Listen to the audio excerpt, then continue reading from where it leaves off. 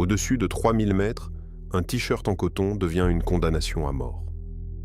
En journée, il s'imprègne de sueur et refuse de sécher. La nuit, lorsque la température chute vers le point de congélation, le tissu humide pompe la chaleur du corps plus rapidement que l'air ambiant. Les alpinistes appellent le coton le tissu des morts. Le 19th of July, 1991, Jared Negrete, un scout de 12 ans, a entamé l'ascension du mont San Gorgonio, le point culminant du sud de la Californie, vêtu d'un t-shirt en coton et d'un pantalon léger. C'était sa toute première randonnée avec nuit en bivouac et son arrêt de mort. Ils l'ont cherché pendant 16 jours. 270 personnes, des marines, des hélicoptères équipés de caméras thermiques et des chiens. Ils n'ont rien trouvé. Jared Michael Negrete avait 12 ans. Il lui manquait moins de 2 mois pour fêter son 13e anniversaire. Il vivait à El Monte, une petite ville à l'est de Los Angeles, avec ses parents, Felipe et Linda, son frère Ramon et sa sœur April. La famille était membre de l'Église de Jésus-Christ, des Saints des Derniers Jours locales. Et c'est par le biais de l'Église qu'il avait rejoint la troupe de scouts peu avant cet été-là. Ceux qui le connaissaient décrivaient un garçon timide mais amical. Il était en classe de 4e, portait des lunettes à monture en plastique marron et avait une petite tache de naissance sur la joue droite. Mesurant 157 cm, il pesait environ 68 kg. Il était trapu et manquait d'endurance. Jared n'était pas un enfant sportif et les longues randonnées étaient une épreuve pour lui. Mais il voulait faire partie de la troupe, être parmi ses pairs. Et quand la randonnée du San Gorgonio a été annoncée, il s'est inscrit. C'était censé être son premier voyage en pleine nature. Son premier vrai test, le mont San Gorgonio, surnommé localement Old Greyback, s'élève à 3506 mètres. C'est la seule montagne du sud de la Californie dont le sommet dépasse nettement la limite des arbres. En été, elle semble trompeusement calme. Contours doux, roches grises, forêt clairsemée. De loin, la montagne ressemble à une colline basse étirée à l'horizon. Mais au-dessus de 2700 mètres, le terrain change de nature. Le sol se transforme en éboulis de granit instable, en rochers précaires et en chutes de pierre. Les sentiers serpentent au-dessus de falaises qui plongent sur près de 180 mètres, et les parties basses des canyons sont obstruées par un chaparral dense, une broussaille épaisse et coriace à travers laquelle il est impossible de marcher ou de voir. L'air à cette altitude est rare et le corps se fatigue beaucoup plus vite qu'à basse altitude. Le spécialiste des secours en montagne, Francis Lawson, qui a travaillé sur cette montagne, l'a résumé plus tard avec concision. Tant que vous restez sur le sentier, il n'y a pas de problème. Mais dès que vous en sortez, vous risquez d'être emporté par un éboulement. Le 18 juillet 1991, un groupe de 14 garçons et leur chef, le scoutmaître Dennis Knight, est parti du camp Taquitz, dans la partie sud des montagnes de San Bernardino. L'itinéraire menait au sommet via le sentier de Vivian Creek, un aller-retour d'environ 29 km. Vers le soir, le groupe a atteint le camp intermédiaire de Dry Lake, un lac asséché situé à environ 1,6 km au nord du sommet. Ici, à une altitude d'environ 3000 mètres, ils ont planté leur tente et passé la nuit. L'air était déjà sensiblement rare et respirer à chaque mouvement devenait un peu plus difficile que d'habitude. Le matin du 19 juillet, 6 garçons, dont Jared, sont partis avec Knight pour tenter l'ascension du sommet. Les sacs à dos lourds, pesant entre 13 et 18 kg chacun, ont été laissés au camp. Les garçons ne portaient que de l'eau et de la nourriture. Jared avait une gourde bleue de 2 litres et un appareil photo Kodak jetable. Il portait un pantalon de scout vert, un t-shirt en coton léger et des baskets montantes noires Pro Wings. Pour une promenade dans un parc urbain, cette tenue aurait été largement suffisante. Pour une altitude de 3000 mètres, où la température nocturne chute jusqu'au gel, elle était totalement inadaptée.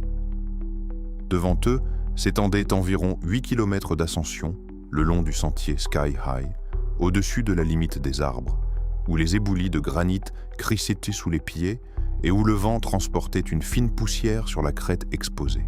Le groupe avançait rapidement. Les garçons les plus âgés, selon certains rapports, ont transformé cela en une sorte de course vers le sommet. Le rythme s'est accéléré et Jared a commencé à prendre du retard. Sa carrure trapue, son manque d'expérience et l'air rare jouaient tous contre lui. À chaque virage du sentier, la distance entre lui et le reste du groupe augmentait. À un moment donné, il a perdu le groupe de vue. Le sentier serpentait en lacets sur la pente. Les lacets, des sections en zigzag du chemin, permettent de gagner de l'altitude progressivement sans grimper directement sur la face abrupte. Pour un randonneur expérimenté, c'est une nécessité évidente. Pour un garçon de 12 ans qui avait pris du retard, chaque virage supplémentaire ressemblait à une perte de temps. Jared a commencé à les couper, essayant de combler l'écart. Il a quitté le sentier battu et a marché directement à travers la pente rocheuse, où le gravier se dérobait sous ses pieds et où il n'y avait rien à quoi se raccrocher en cas de chute. D'autres randonneurs sur le sentier ont remarqué le garçon qui traînait derrière. Ils ont atteint le sommet et ont dit au scoutmaître Knight que l'un de ses protégés marchait loin derrière, seul, et qu'il coupait les lacets.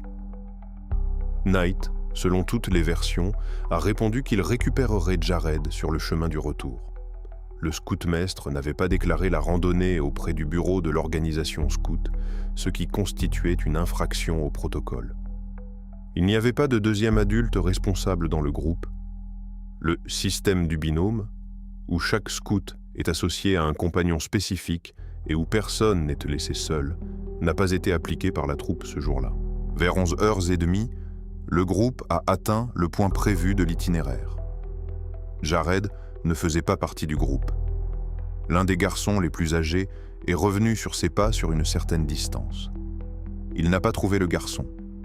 Vers 13h, tout le groupe a commencé à descendre, fouillant la zone des deux côtés du sentier. À 14h, la disparition a été signalée au département du shérif du comté de San Bernardino. Pendant que le groupe cherchait Jared en haut, il était encore en vie. À 18h, 4 heures après le début des recherches, un pompier de Santa Ana, randonneur expérimenté qui parcourait le sentier de Vivian Creek, a aperçu le garçon à une altitude d'environ 3100 mètres. Jared marchait seul. Il avait l'air fatigué et désorienté et essayait encore de couper les lacets. Le pompier l'a arrêté et l'a mis en garde. Ne coupe pas les virages, reste sur le sentier, c'est dangereux. Ce que Jared a répondu exactement n'est pas consigné dans les sources. Mais le pompier avait devant lui un garçon de 12 ans épuisé, en tenue légère, seul, à une altitude de 3000 mètres à l'approche de la soirée. Il a fait sa remarque et a poursuivi son chemin. Plus tard, lorsqu'on lui a montré une photographie, il a identifié Jared. Ce fut la dernière observation confirmée de Jared Negrete. Personne ne l'a jamais revu. Le soir même, le scoutmaître Knight a parcouru 19 km dans l'obscurité pour atteindre le point de communication le plus proche et signaler la disparition. Les Rangers ont commencé à ratisser la zone autour du sentier, mais vers 20h, la visibilité a chuté et les recherches ont dû être interrompues jusqu'à l'aube. La nuit est tombée sur le San Gorgonio. La température a chuté jusqu'au point de congélation. Quelque part sur la pente, dans l'obscurité, à une altitude de 3000 mètres, un garçon de 12 ans en t-shirt en coton était laissé seul. À l'aube du 20 juillet, des hélicoptères Modadifa ont survolé le San Gorgonio. À 7h du matin, l'opération de recherche et de sauvetage battait son plein. Les rangers de la forêt nationale de San Bernardino ont été les premiers sur le sentier, avant même que le soleil n'atteigne le fond des canyons. Ils ont été suivis par les adjoints du shérif, des patrouilles à cheval et des bénévoles des villes voisines. À midi, des dizaines de personnes travaillaient sur la montagne. À la fin de la première journée, leur nombre dépassait la centaine. À El Monte, à 60 km à l'ouest, Felipe et Linda Negrete ont appris que leur fils n'était pas revenu de la randonnée. Ils sont arrivés au pied de la montagne et y sont restés pendant toute la durée de l'opération. Linda a raconté plus tard que, durant les premiers jours, elle croyait que Jared était en vie, qu'il était simplement perdu et qu'il attendait de l'aide. Il y avait de l'eau sur la montagne, la température diurne était tolérable et il avait de la nourriture. L'espoir reposait sur ses faits. Les sauveteurs pensaient aussi qu'il y avait une chance. Les autorités ont déclaré à la presse qu'il y avait suffisamment de ruisseaux et de sources sur la montagne, et que les températures diurnes permettaient de survivre plusieurs jours sans abri. Le facteur clé restait la nuit. À une altitude de 3000 mètres, en t-shirt en coton, sans sac de couchage et sans feu, chaque nuit était une épreuve qu'un adulte en bonne santé pourrait ne pas surmonter. Chaque jour qui passait, l'ampleur des recherches augmentait. Le 22 juillet, jusqu'à 267 personnes se rendaient chaque jour sur le San Gorgonio. Le département du shérif du comté de San Bernardino coordonnait le travail depuis un quartier général à Angelus Oaks, un petit village au pied de la montagne. Des marines des bases d'El Toro et de 29 Palms se sont joints à eux. 5, parfois 6 hélicoptères, dont 3 militaires, survolaient les pentes, effectuant une surveillance aérienne. Des scanners infrarouges et des caméras thermiques capables de détecter la chaleur d'un corps vivant à travers la canopée et les broussailles ont été installés sur des points en haute altitude. Des unités cynophiles ont guidé des chiens de recherche le long des sentiers et des lits des ruisseaux. La porte-parole du département du shérif, Tanya Cahill, a déclaré aux journalistes à l'époque, sans détour, « Nous n'allons pas simplement arrêter de chercher. Il y a l'enfant de quelqu'un là-bas. » La zone de recherche couvrait environ 116 km² de terrain montagneux, une surface comparable à celle d'une petite ville. Les sauveteurs travaillaient par secteur, ratissant carré après carré. Chaque matin, des équipes quittaient le quartier général, gravissaient la pente et étaient affectées à leur zone désignée.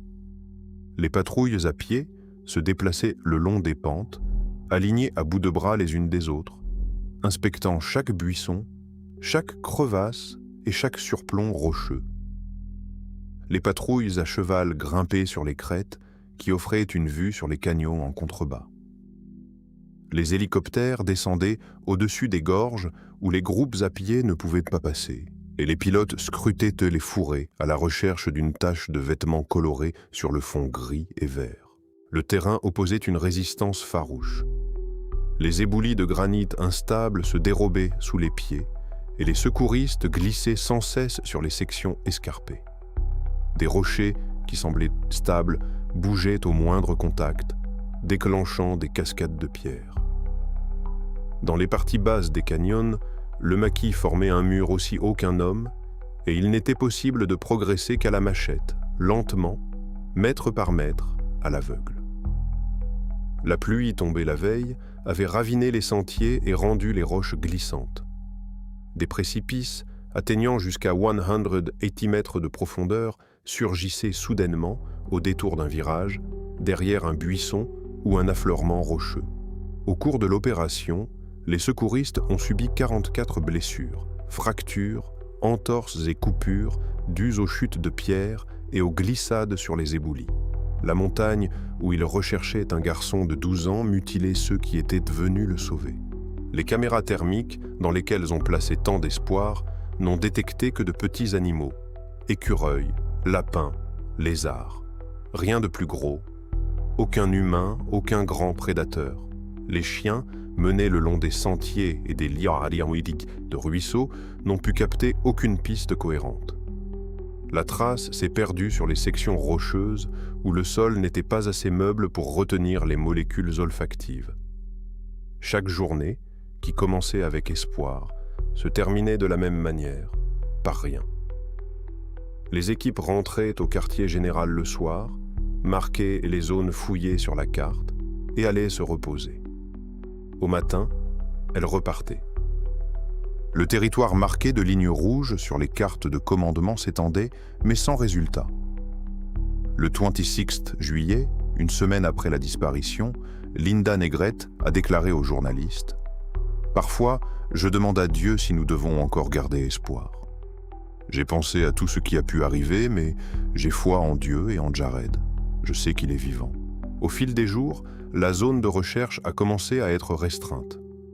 D'abord à environ 57 km², puis à 100 km², le long de la branche sud de la rivière Whitewater, un lit de ruisseau asséché serpentant au fond du canyon, sous le sentier. La logique était simple. Si le garçon avait glissé de la pente, son corps et ses affaires auraient dû finir en bas, près de l'eau.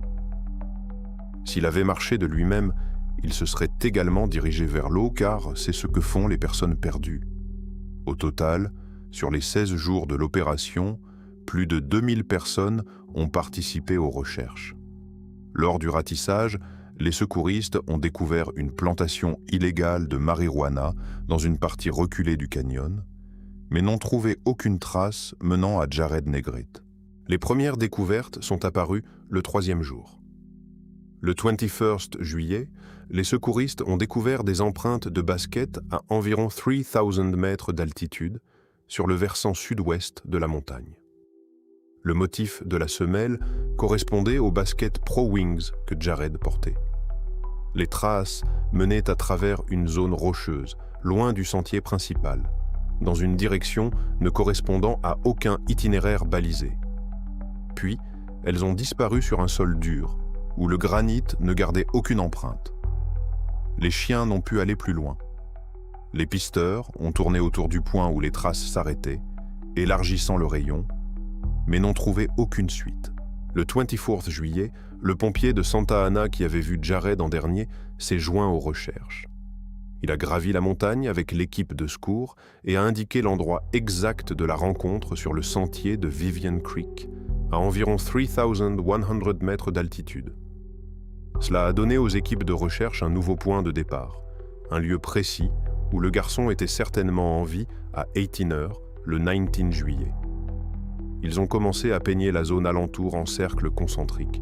Le 27 juillet, 8 jours après la disparition, un appareil photo jetable Kodak a été trouvé sous un buisson, à l'écart du sentier de Vivian Creek. Selon diverses sources, l'appareil se trouvait à 14 ou 60 mètres du sentier. À proximité, au sol, étaient éparpillés des emballages de viande séchée et de collations aux fruits. Ces emballages signifiaient que le garçon s'était arrêté à cet endroit, avait mangé et était donc encore capable d'agir rationnellement. Le shérif adjoint Bill Lenweaver a commenté la découverte. Les emballages, que le garçon a probablement jetés le premier jour après s'être perdu, ont orienté la direction des recherches. La pellicule a été développée.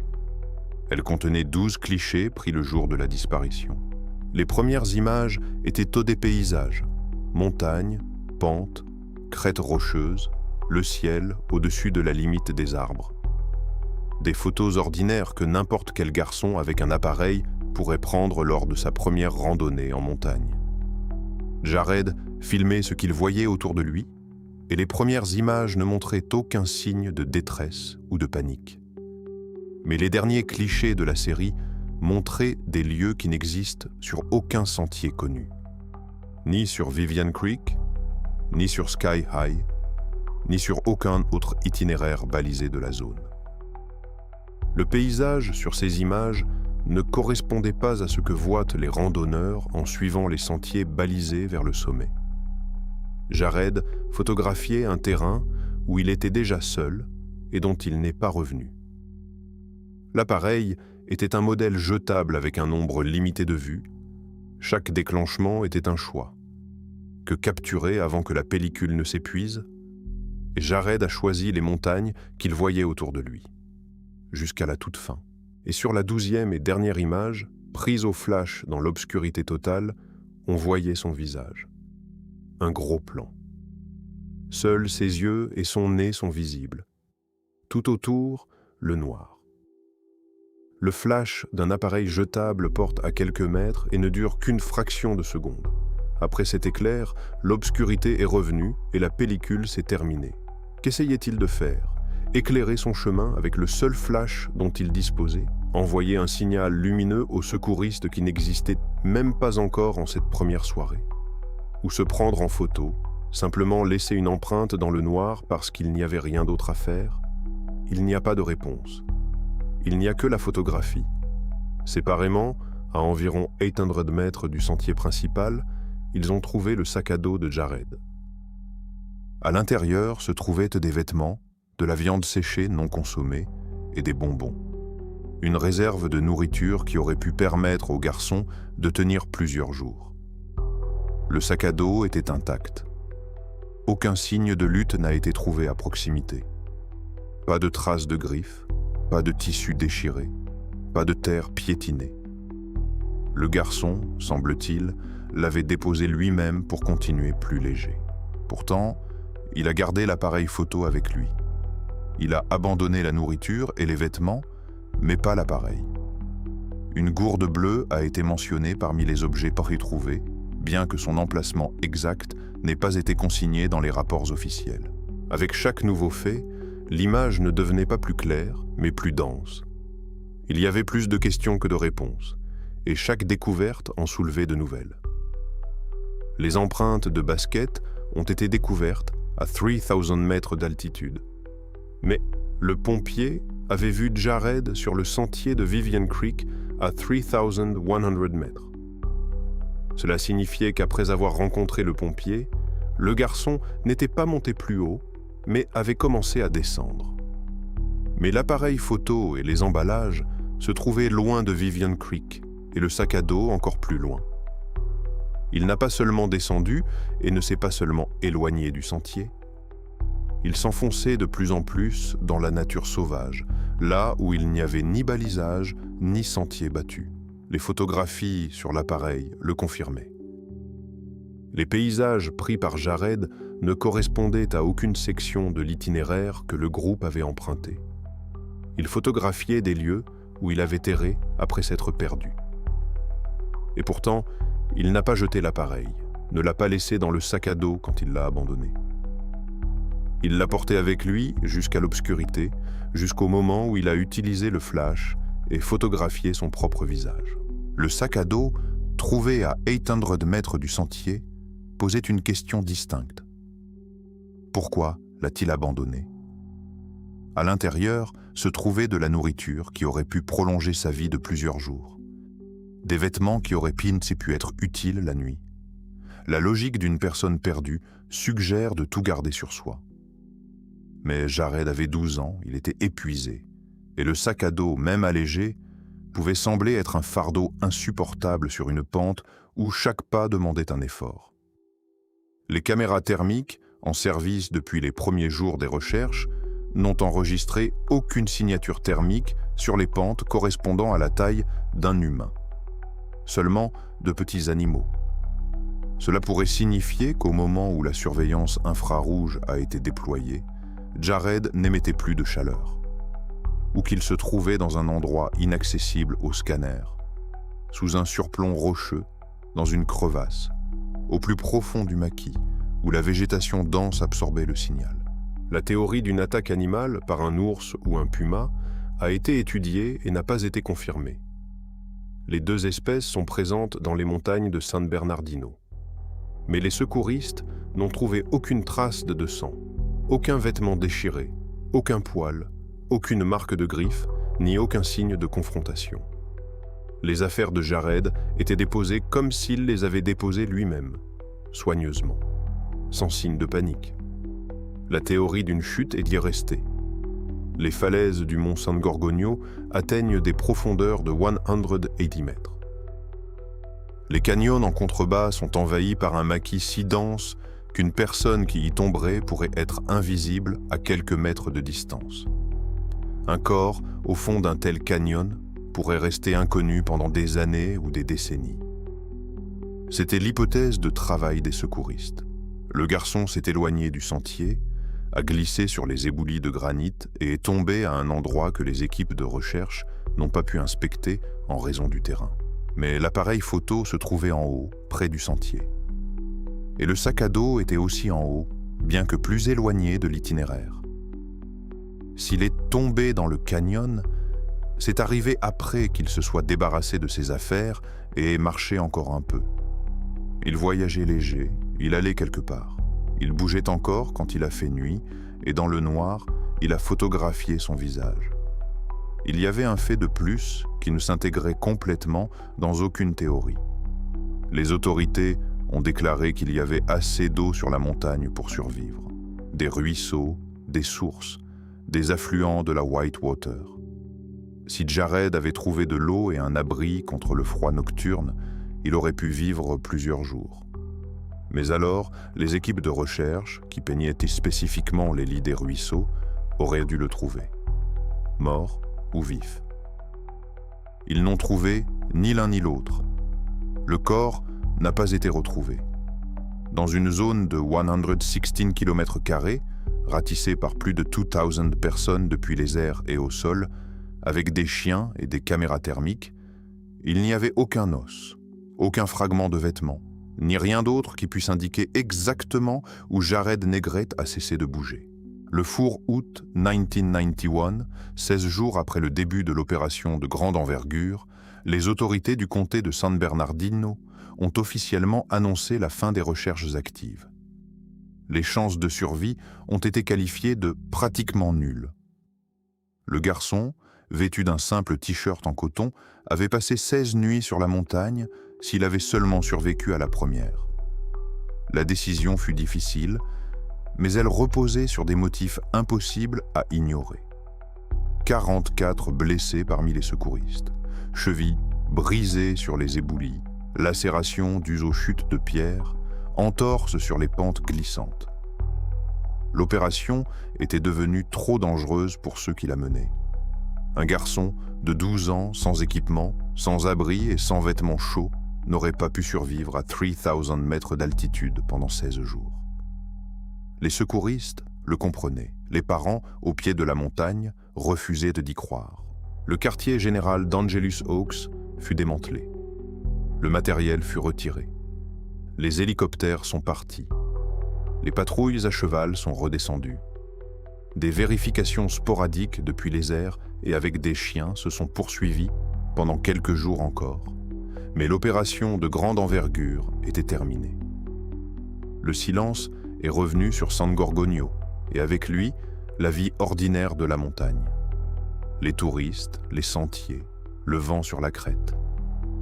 Le père de Jared, Felipe Negrete, a fait appel au gouverneur de Californie et au président pour demander la reprise des recherches.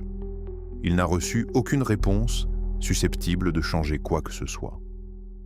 Le 7 septembre 1991, un service commémoratif a eu lieu au temple mormon de Hacienda Heights. Environ 500 personnes y ont assisté. Proches, amis de la famille, camarades de sa troupe de scouts, membres de l'église.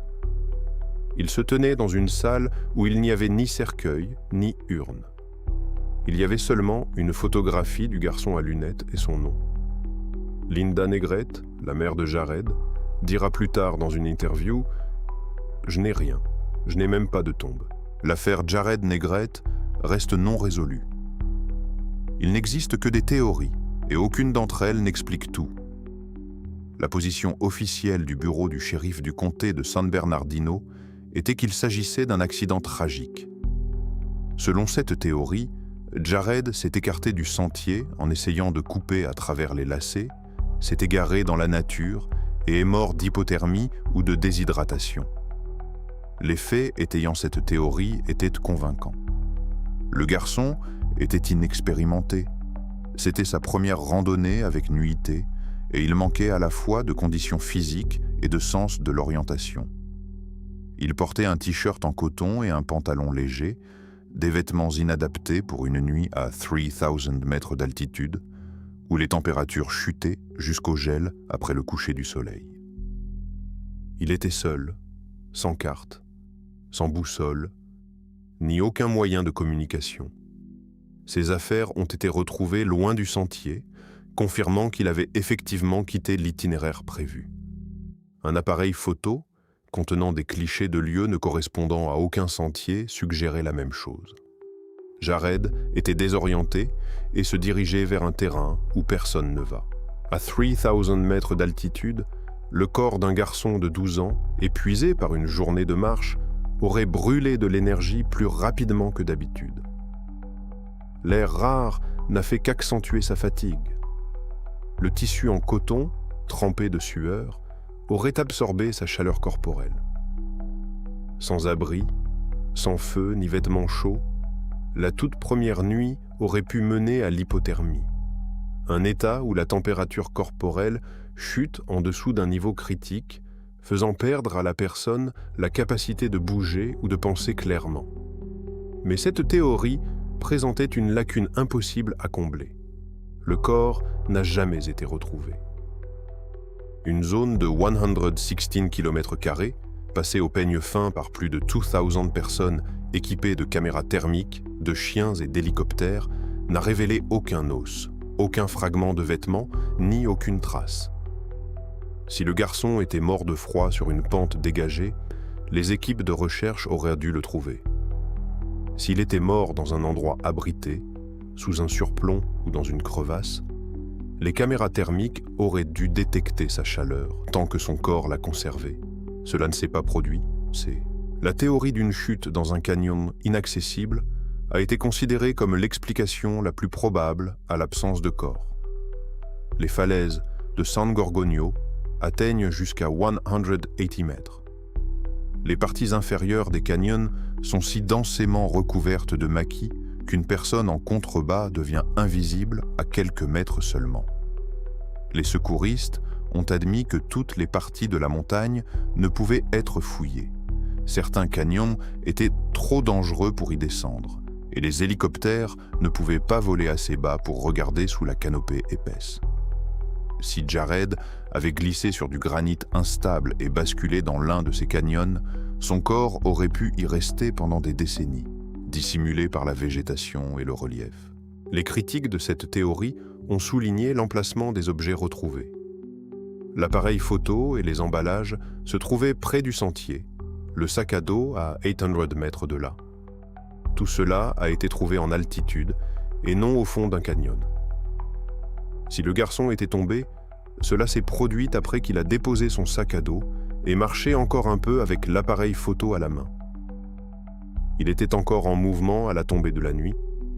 Il était encore capable de prendre l'appareil et d'appuyer sur le déclencheur. La théorie d'une attaque d'animal a été étudiée puis écartée.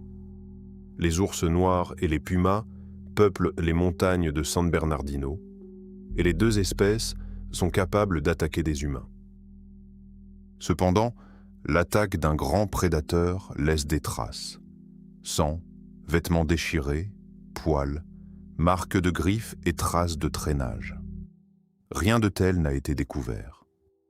Le sac à dos était intact, les vêtements à l'intérieur étaient dits pliés, et les emballages alimentaires n'étaient pas dispersés comme ils l'auraient été si un animal avait cherché à atteindre la nourriture.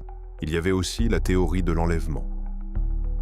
Une hypothèse suggérait que Jared aurait pu descendre la pente jusqu'à l'une des routes forestières longeant la partie inférieure de la montagne et être embarqué ou enlevé par un conducteur inconnu.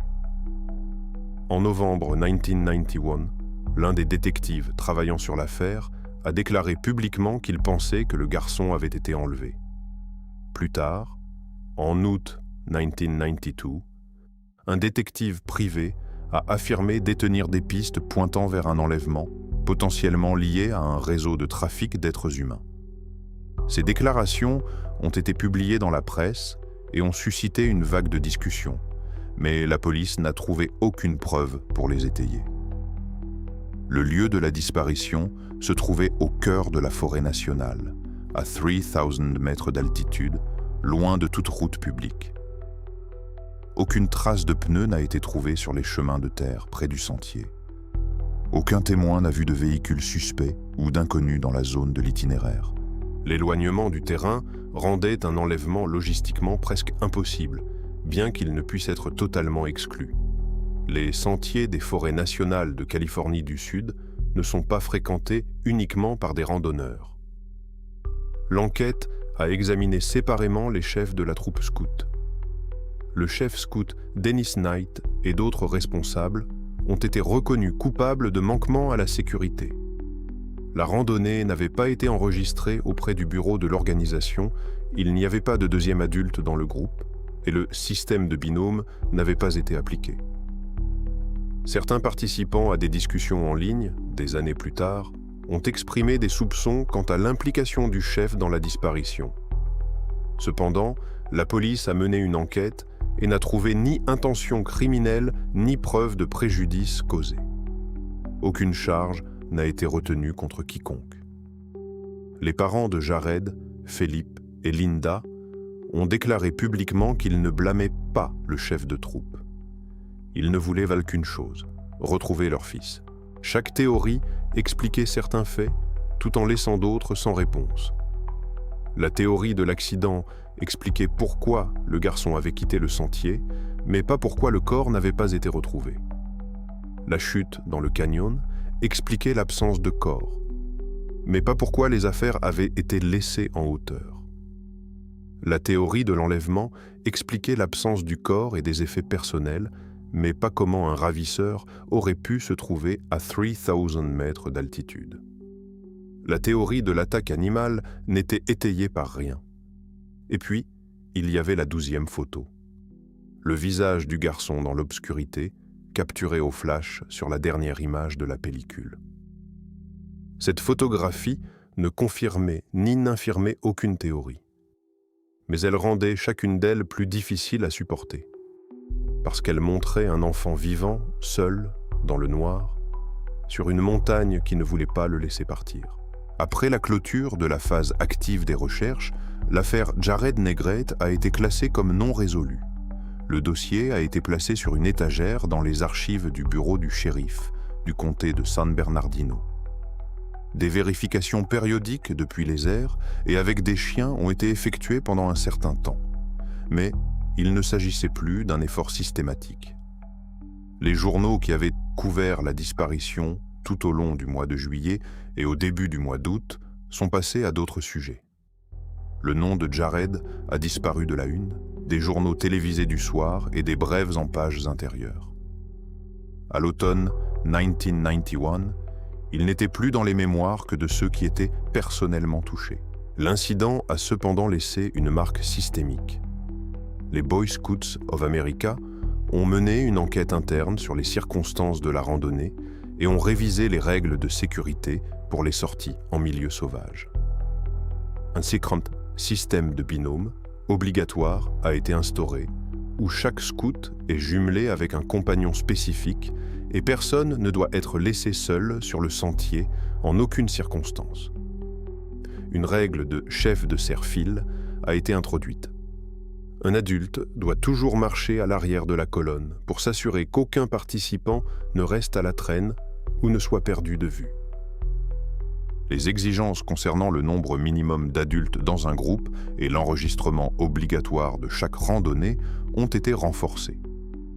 Dans les documents de formation des Boy Group Scouts, la disparition de Jared Negrete est toujours citée comme un exemple d'erreur à ne pas reproduire.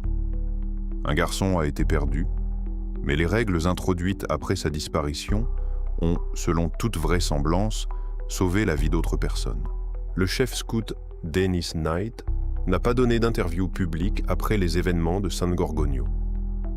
Son nom est resté dans les dossiers de l'affaire, dans les articles de journaux et dans les rapports d'enquête interne, mais il n'a jamais partagé publiquement sa propre version de ce qui s'est passé sur le sentier le 19 juillet. La famille Negrete a essayé de tourner la page. Felipe et Linda ont quitté El Monte pour Walnut, une petite ville du même comté de Los Angeles. Ils ont adopté 2 enfants, essayant de combler le silence qui régnait dans la maison après Jared. Linda a dit plus tard qu'aucun enfant ne peut en remplacer un autre, mais qu'un foyer ne devrait pas être aussi vide. Le frère de Jared, Ramon, et sa sœur, April, ont grandi dans une famille où un nom n'était jamais prononcé au passé, car le corps n'avait pas été retrouvé, et par conséquent, il n'y avait pas de deuil possible. Le mont San Gorgonio a continué à vivre sa propre vie. Des randonneurs ont gravi le sommet en empruntant les mêmes sentiers que Jared. Les lacets serpentaient le long des mêmes pentes. Le vent transportait la même poussière de granit sur la crête dégagée. Et la montagne a continué à prendre des vies. Au fil des années et des décennies qui ont suivi, d'autres randonneurs, expérimentés ou non, préparés ou occasionnels, sont morts ou ont disparu sur le San Gorgonio. Certains ont été retrouvés vivants après avoir erré pendant des jours sur les pentes. D'autres ont été retrouvés morts. Certains n'ont jamais été retrouvés. Le San Gorgonio n'avait pas changé. Il est resté ce qu'il était. Le point culminant de la Californie du Sud, d'apparence trompeusement calme et indifférent à ceux qui l'escaladent. 10 ans après la disparition de Jared, un adolescent de 16 ans nommé William Parven a disparu sur la même montagne. La nouvelle est parvenue à la famille Negrete et une vieille blessure s'est rouverte. Un autre garçon, sur la même montagne, perdu sur les mêmes sentiers. Pour Felipe et Linda, ce n'était pas qu'une simple coïncidence. C'était un rappel que le San Gorgonio ne lâche jamais prise. Felipe Negrete a pris une décision qu'il méditait depuis des années. En 2001, 10 ans après ce jour de juillet, il a gravi le San Gorgonio et a parcouru l'itinéraire où son fils s'était perdu. Le père a marché le long du sentier de Vivian Creek, au-delà des lacets, au-delà des éboulis rocheux, au-delà de l'endroit où un pompier avait vu Jared pour la dernière fois. Il a vu les mêmes rochers, le même chaparral, le même granit gris sous ses pieds. Il a senti ce même air rare qui vous serre la gorge. Felipe a raconté plus tard qu'il avait ressenti la présence de son fils sur le sentier. Cela n'a pas apporté de réponse. Mais cela lui a donné quelque chose que rien d'autre ne pouvait offrir. Une perception physique de l'endroit où Jared s'était trouvé pour la dernière fois. Une idée de ce à quoi ressemble le monde quand on est un garçon de 12 ans, qu'on est fatigué, qu'on est seul et que le sentier ne mène qu'en haut. Cette même année, en 2001, Linda Negrete a accordé une longue interview au Los Angeles Times pour marquer le 10e anniversaire de sa disparition. Elle a parlé de 10 années sans réponse, d'un espoir qui ne s'éteint jamais mais ne trouve aucune confirmation, et d'une maison où il y a toujours une chaise vide à table. Elle a confié qu'elle se demande encore ce que Jared serait devenu s'il avait grandi. Il aurait eu 22 ans. Il aurait pu terminer ses études, fonder une famille, devenir n'importe qui. Au lieu de cela, il est resté un garçon de 12 ans sur une photographie pour toujours. 2 décennies supplémentaires se sont écoulées depuis. Aucune nouvelle preuve n'a fait surface. Aucun os, aucun fragment de vêtement, aucun objet pouvant être lié à Jared. Des enquêteurs amateurs ont gravi le San Gorgonio, parcouru les mêmes sentiers, photographié le terrain et comparé leurs clichés avec les images de l'appareil photo de Jared. Ils ont cherché des correspondances dans le paysage, essayant de localiser les endroits où ces photos panoramiques avaient été prises pour reconstituer l'itinéraire qu'il avait suivi après s'être perdu. Certains ont prétendu avoir trouvé des vues similaires, mais confirmer une correspondance s'est avéré impossible. Les pentes du San Gorgonio se ressemblent toutes, granit gris, broussailles, ciel. Personne n'a rien trouvé. La montagne a gardé ce qu'elle a pris. Dans les années 2020, l'histoire de Jared Negrete a connu une seconde vague d'attention. Des podcasts de true crime lui ont consacré des épisodes individuels, Cold and Missing en 2024, Bedtime Stories en 2025. Des documentaires sont apparus sur YouTube, accumulant des centaines de milliers de vues. Sur les forums et dans les sections commentaires, les gens ont discuté de théories, analysé des photographies et traçait des itinéraires sur des images satellites, essayant de comprendre où un garçon de 12 ans avec un appareil photo jetable aurait pu aller. La 12e image, un visage dans l'obscurité, est devenue l'une des images les plus reconnaissables du genre des disparitions non résolues. L'affaire reste officiellement ouverte. Jared Negrete est inscrit dans la base de données nationale NamUs comme personne disparue à risque, ainsi que dans le registre du département de la justice de Californie. Des dossiers dentaires sont conservés pour une identification potentielle. Le numéro de téléphone du bureau du shérif pour signaler des informations figure toujours dans le dossier de l'affaire. Si Jared était en vie aujourd'hui, il aurait 47 ans au Holstan. Le mont San Gorgonio se dresse là où il a toujours été. 3506 mètres. Le point culminant de la Californie du Sud. Pierre grise, forêt clairsemée et éboulie de granit au-dessus de la limite des arbres. Le week-end, les randonneurs arrivent, enfilent leurs sacs à dos et s'engagent sur les lacets. La plupart d'entre eux reviennent. Le sentier de Vivian Creek mène toujours au sommet. Il serpente le long des mêmes pentes, passe devant les mêmes rochers, traverse les mêmes canyons étouffés par le chaparral. Quelque part, le long d'un virage, à une altitude de 3100 mètres, se trouve l'endroit qu'un pompier de Santa Ana a indiqué aux secouristes en juillet 1991. Rien ne marque l'endroit. Pas de plaque, pas de panneau, pas de croix.